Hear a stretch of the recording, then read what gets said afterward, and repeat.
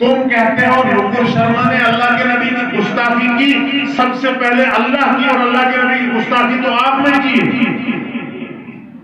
اس نے تو بعد میں کی ہے، اس نے تو ایک لفظ کہا ہے اور تم تیش میں آگے، تم نے نماز چھوڑی تیش میں نہیں آئے، تم نے روزہ چھوڑا تیش میں نہیں آئے، تیرے بیٹے کی پوری زندگی مغربی ہے، اللہ کے نبی کے خلاف ہے، تم تیش میں نہیں آئے۔ اللہ کے نبی صلی اللہ علیہ وسلم تو اپنے روزے اظہر میں ہم پہ تیش میں ہیں، خدا کی قسم اللہ کے نبی کو تکلیف ہم نے دی ہے، نقر شرما تو دور کی بات ہو تو غیر مسلمہ خاتون۔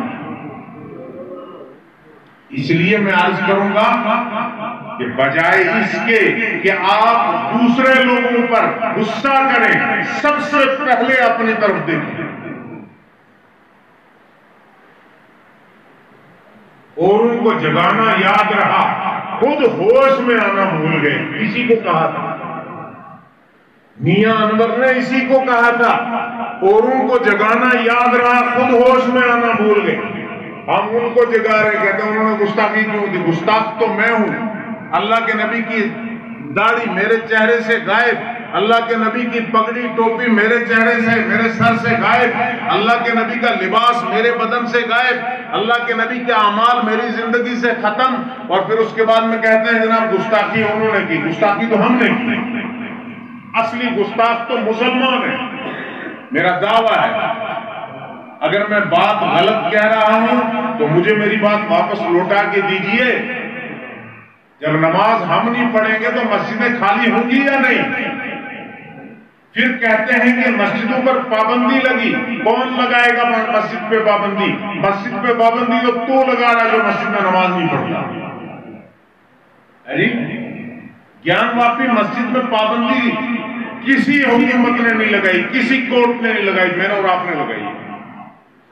بابری مسجد کو شہید میں نے اور آپ نے کیا ہے، کسی حکومت نے کسی کورٹ نے نہیں کیا۔ اس لیے کہ جب ہم نے مسجدوں کے اندر نمازیں پڑھنی چھوڑ دی، اللہ نے ہم سے مسجدیں واپس چھیننا شروع کر دی۔ تم مسجدوں کے قابل نہیں ہو۔ بات سمجھ میں آئی؟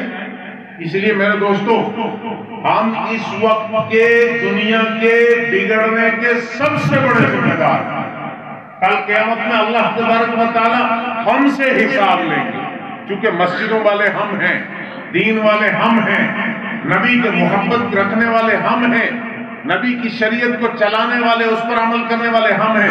ہم نے چھوڑ دیا، اللہ نے چھیننا شروع کر دیا۔ آپ چھوڑتے چلے جاؤ، پھر دیکھو کیسے چھینتا چلا جائے گا۔ پھر کہو گے کہ جناب یہ سرکار ایسی آ گئی، اس سرکار نے آ کے سب کچھ چھین لیا۔ میں کہتا ہوں تو نے اب سب کچھ اپنا خود چھینا ہے۔ کل داڑھی پہ پابندی لگے گی، تو ذمہ دار ہے، مسلمان ذمہ دار ہے۔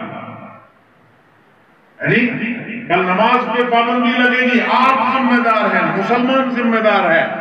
کل نبی کے لباس پر پابندی لگے گی، ذمہ دار آپ ہیں۔